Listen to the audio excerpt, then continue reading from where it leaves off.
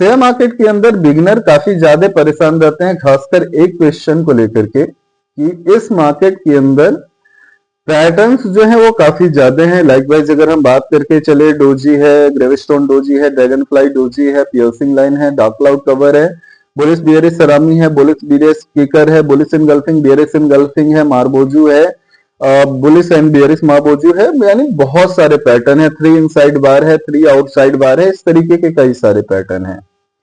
अगर हम मार्केट के अंदर स्टडी करने के लिए जाएं तो मुझे लग रहा है कि मिनिमम साइड से भी जो मार्केट के अंदर पैटर्न है वो 120 के आसपास का होगा, इससे कम पैटर्न तो नहीं है। अब जो 120 पैटर्न मार्केट के अंदर है, ऐसे में सबसे बड़ा क्वेश्चन हमारे पास बनता है कि हमें कौन सा पैटर्न पिक करके चलना चाहिए, या कि कौन सा ऐसा पैटर्न है जो चार्ट के ऊपर सबसे ज्यादा बनता है, कौन सा ऐसा पैटर्न है जिसकी मार्केट एक्यूरेसी काफी ज्यादा है। तो मैं इस चीज को सिंप्लीफाई कर देता हूं। हमें उस 120 पैटर्न के ऊपर बिड लगा करके नहीं चलना है। अगर आप मार्केट के अंदर हैं, सिंगल, डबल और ट्रिपल कैंडलस्टिक पैटर्न की अगर हम बात करके चले तो एक डोजी को आप अच्छी तरीके से समझ लें, तीनों डोजी को अच्छी तरीके से समझ ले। डोजी क्या होता है, ग्रेविस्टोन डोजी क्या होता है और ड्रैगन फ्लाई डोजी क्या होता है। अगर ये 3 डोजी आपने अच्छी तरीके से समझ लिया तो बेस्ट सूट है। फिर नेक्स्ट अगर हम बात करके चले तो चार्ट के ऊपर जो सबसे ज्यादा बनने वाला पैटर्न है वो हरामी पैटर्न है।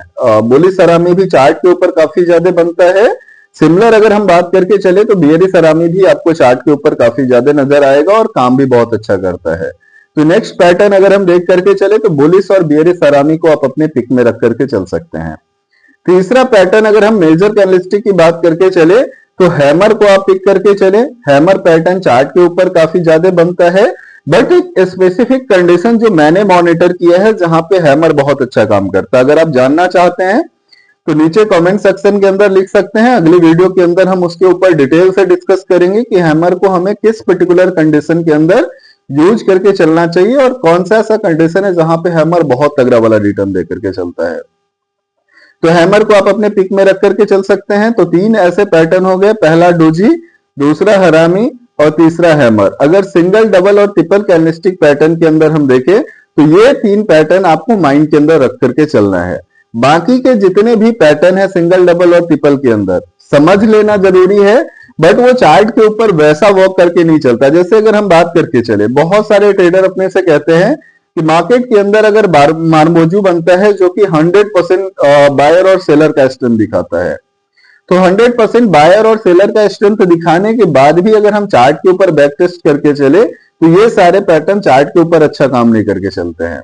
मैं बहुत सारा ऐसा जगह दिखा दूंगा जहां पे मारबोजू अच्छी तरीके से फेल हुआ है, बुलिश एनगल्फिंग अच्छी तरीके से फेल होता हुआ नजर आता है, और सिर्फ फेल होता हुआ नजर नहीं आता, मैक्सिमम टाइम फेल होता हुआ नजर आता है।